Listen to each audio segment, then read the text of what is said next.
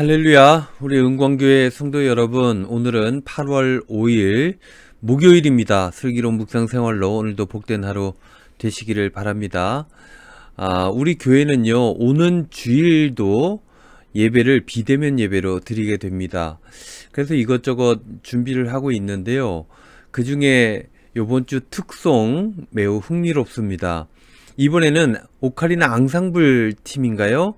그 팀이 특송을 준비하고 있는데 여러분들이 참여를 하셨더라고요.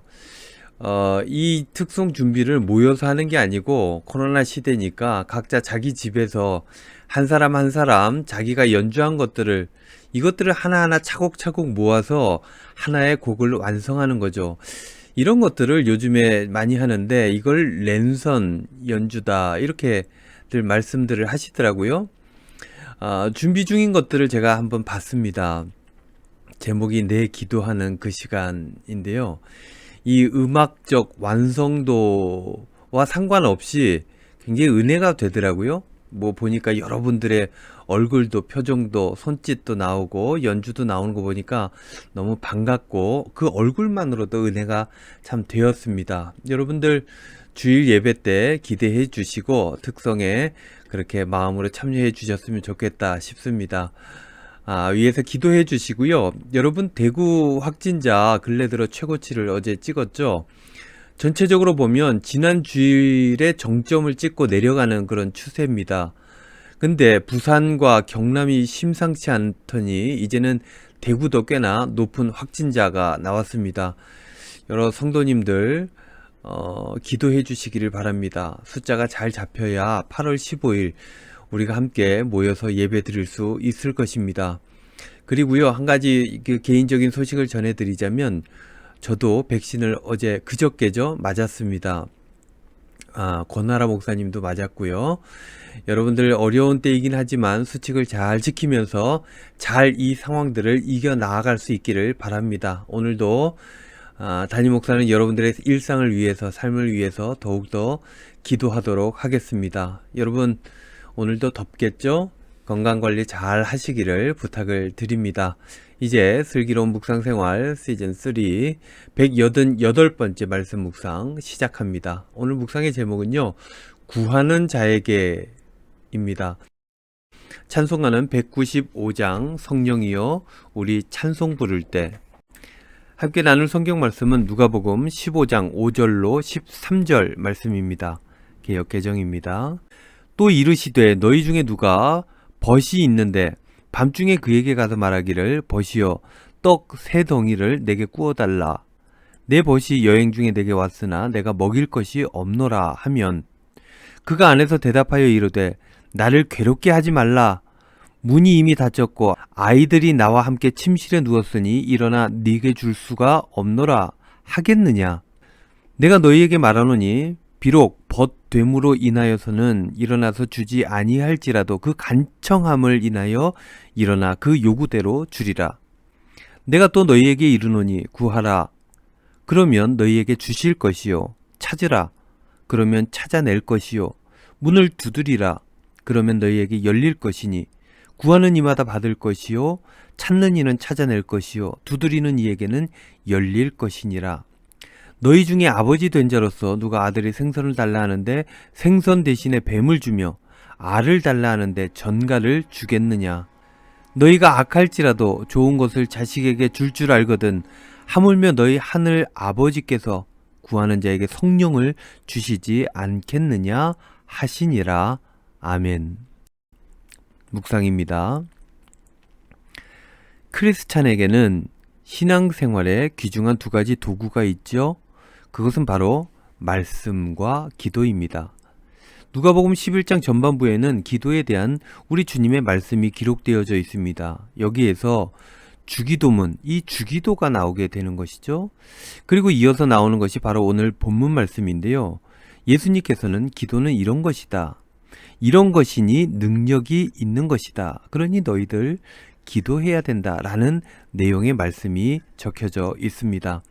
예수님의 예화를 정리한다면 다음과 같죠? A라는 사람이 B라는 친구의 집에 들렀습니다. A는 여행 중이었습니다.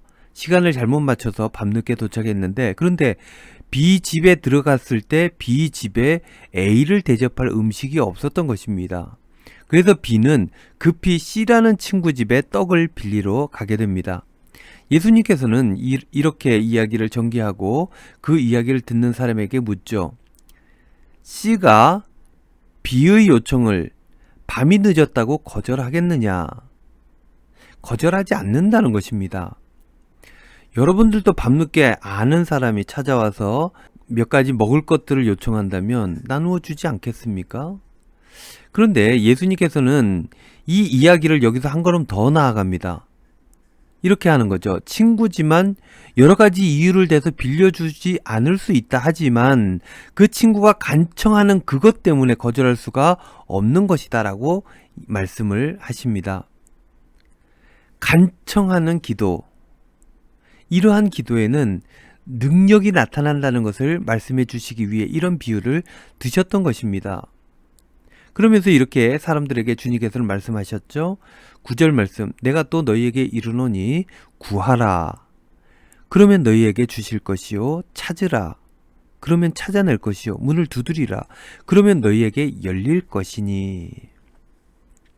이렇게 말씀하시면서 이것이 얼마나 당연한 것인지 설명해 주시는데요.